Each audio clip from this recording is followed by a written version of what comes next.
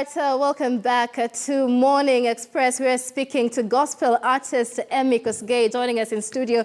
And of course, you know, a bit of dancing. You're quite a good dancer, Emmy. You too, you're Thank good. you, I try. I have two left feet, but I try. Thank you so much for joining us on Morning Express this morning for Friday Chat. Thank you. So we saw you on New Year's Eve at the Pamoja concert. Very good job. Thank you. But I understand that you have a plan for 2017. It's an electioneering year.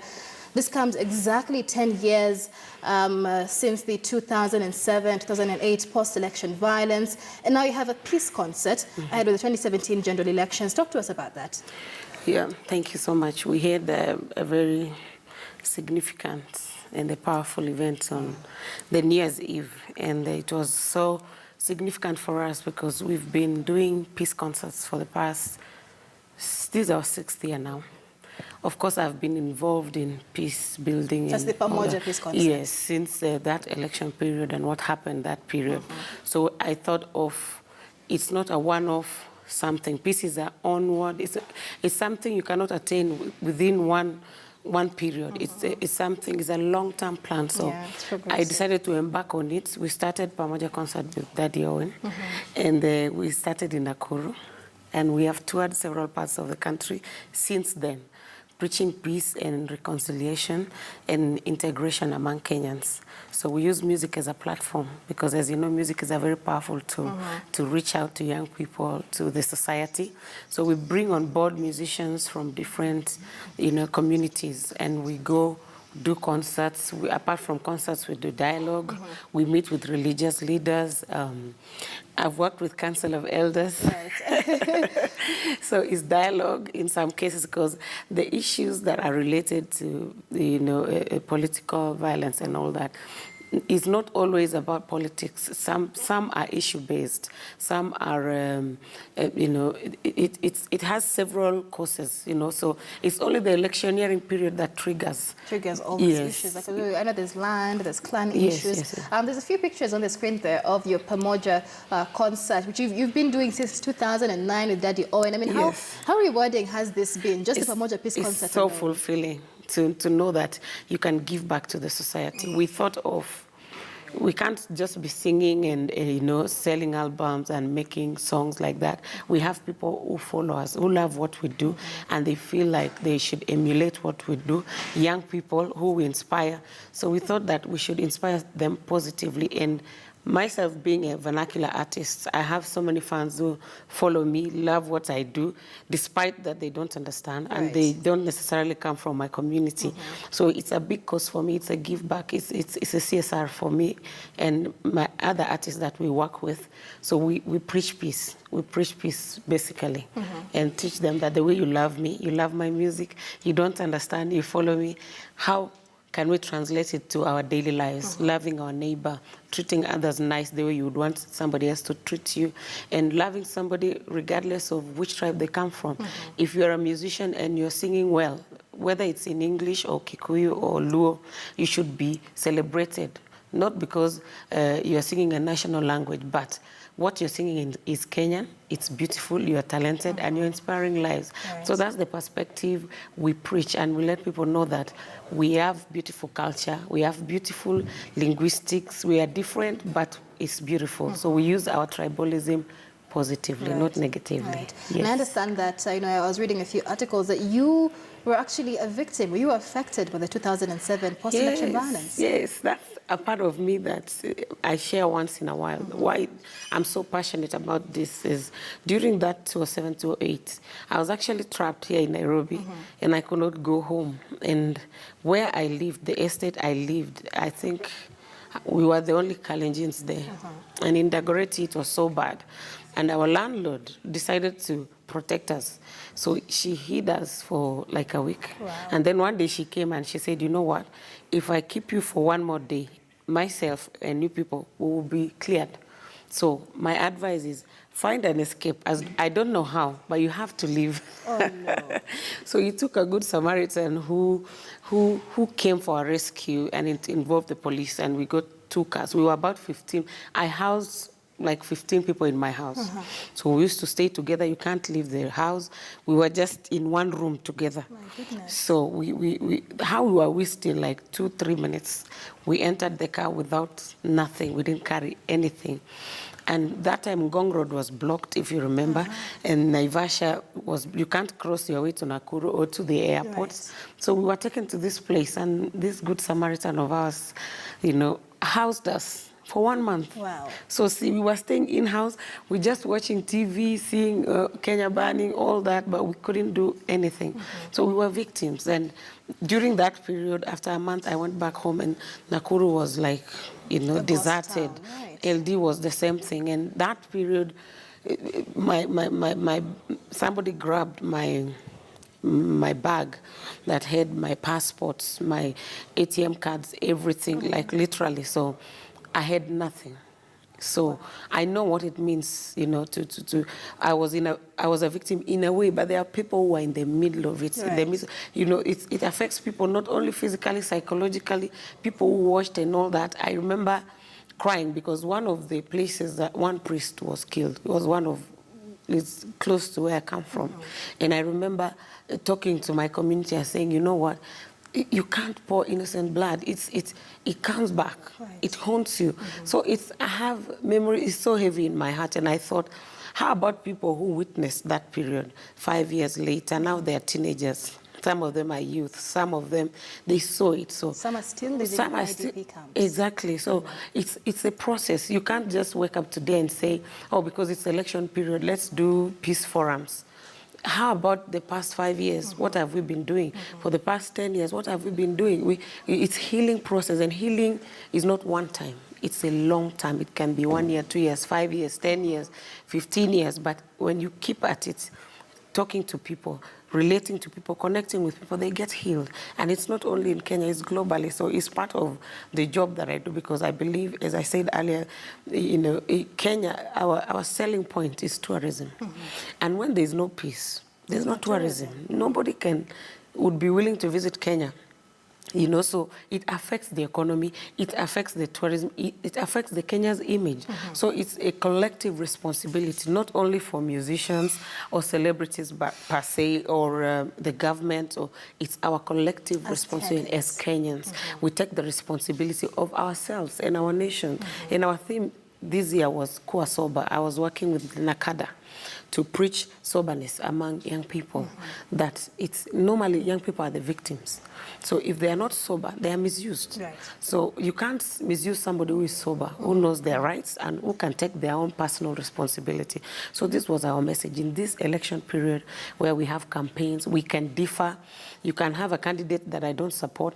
It doesn't mean that we become enemies. And nobody should influence you to do something negative, because you end up hurting yourself, hurting your neighbor, and that's the place you live. And you get nothing. You get nothing. This is Nairobi. So if we ban Nairobi, fight because we didn't agree, after the elections, we're supposed to come back and work. Right. So if there's no Nairobi, then where are we living? So we belong to Kenya and everyone. So it's one love to fight for. We love one another because we are one nation under one God. And we should love our neighbors, love everybody. If you can love God that you don't say about your neighbor, you show it by loving your neighbor and treating somebody right, not being influenced by where they come from and say, oh, because you are a Kikuyu, I'll treat you this way, or you are Luo like this. No, we are brothers and sisters. Yes, so that's our message. Right. That's a very interesting message. Yes. I mean, you know, that being said, with the political temperatures rising right now, it seems like a lot of people have forgotten what happened in 2007, something we must never forget, you know, which takes us forward.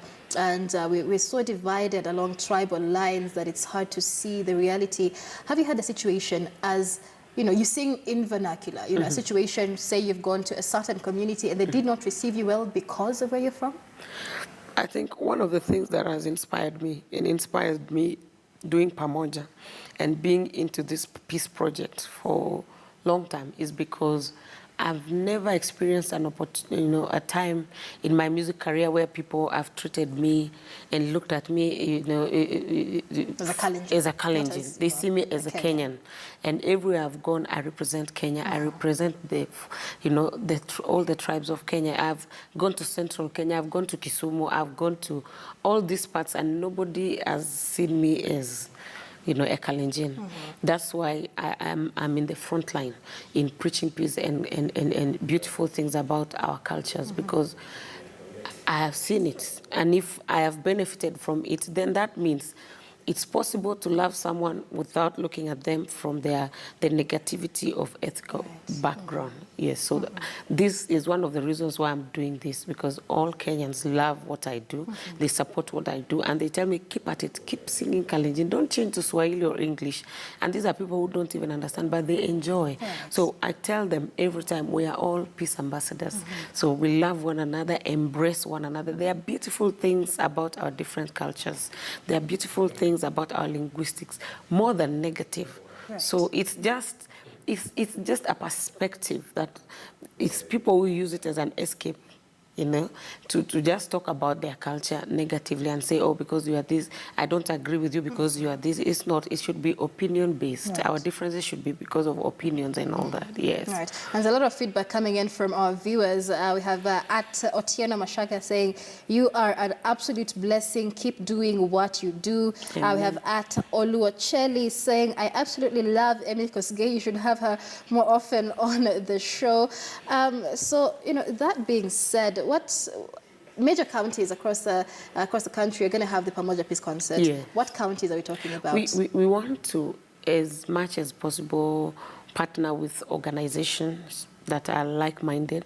We have worked before with Tuvuke Peace Initiative. We have worked with other United Nations companies that have the same mindset.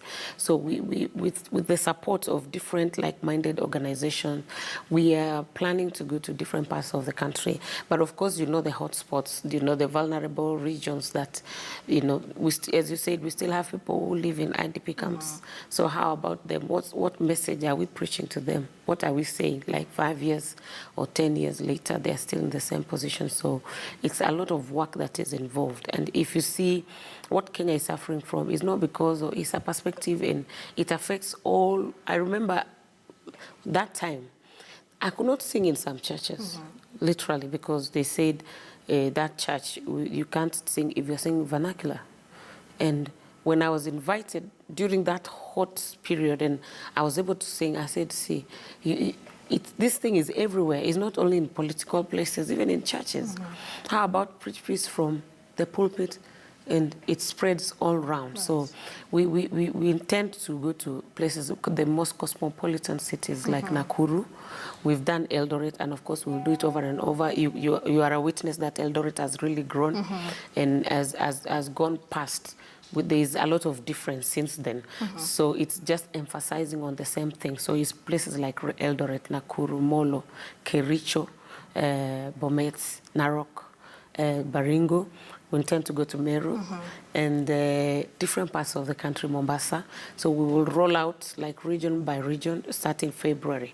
And I know by God's grace, we'll be able to achieve not one time. It's not only during this election period, but still after, continuous. We've been doing it for 6 years, and we wish to continue more and more until it sinks in that, we are one. Right. Yes, we are one nation. These 6 years you've already been doing this. I'm sure you've gotten to speak to some of the youth, especially in this Kuwa Sober theme. What is the reaction? What feedback do they give in terms of being used by politicians or leaders when they're on drugs? Yeah, it's true. It's a reality. And when you talk to young people, that's the reality, because if they are sober, they think differently.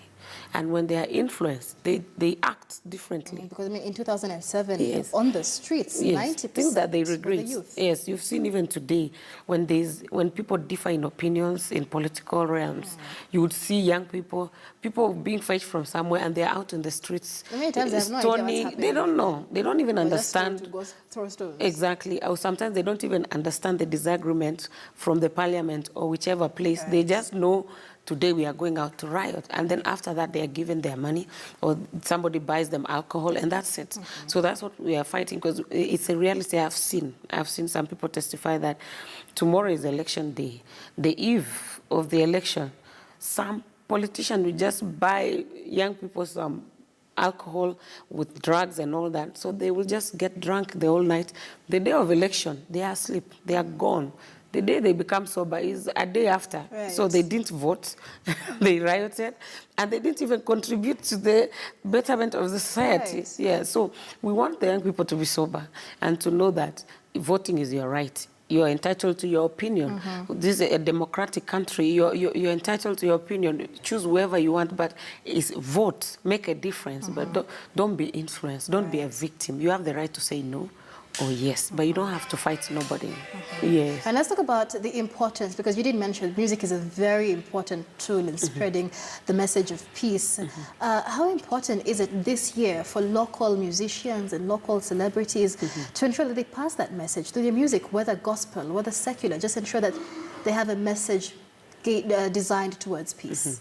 It's a lesson that I keep sharing when I meet any musician, to be sensitive of what they do, because you influence a certain group of people. Every time you do something and you're an icon, there are people who literally follow what you say. They listen to you. They dress the way you do. I have people who've literally shortened their hair, yes, because they like how I look like. So that tells you we got influence. But how do you use your influence? Because if you do something negative, you make young people or people who follow you think it's okay.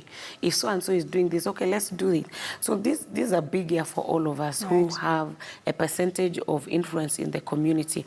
What do you do with your influence? So being an election year, we don't want to wait until that time when they say, okay, there are tensions, so they will call you, please come and sing and talk to the people. How about we start now? It's January. Preach the message in your own platform. Tell your own group of people, let's love one another. Let's stay peaceful. Let's be sober. Let's argue soberly without the negativity. Push the positivity to your audience in this period. I'm sure by the time we get to election period, we won't be having this thing of, okay, let's now raise groups and visit some communities and talk about peace. We won't just do it as an act. You won't be paid to preach peace. You'll be doing it out of a responsibility point of view. Yes, so that's my message to musicians, celebrities like you, personalities. How about we do it without being paid to do it? Say, in your own platform, on your Facebook, on Instagram, on your own influence platform. Just talk to your people and say, you know what, it's election, don't be influenced. And people will listen. Literally, you see people listen and they act towards it. I mean, and it's great that you're taking up this initiative, but what inspires you? What's your inspiration to do what you do? The singing, the peace initiatives, what inspires you? It's the outcome. I love when I listen to testimonials, when people tell me, your music changed my life. This peace issue, one family that I talk about every time in one of the regions called me and said, in 2010, he said, that song, I had just released Kaswech. I was out of the country when I came back is when I was trapped there.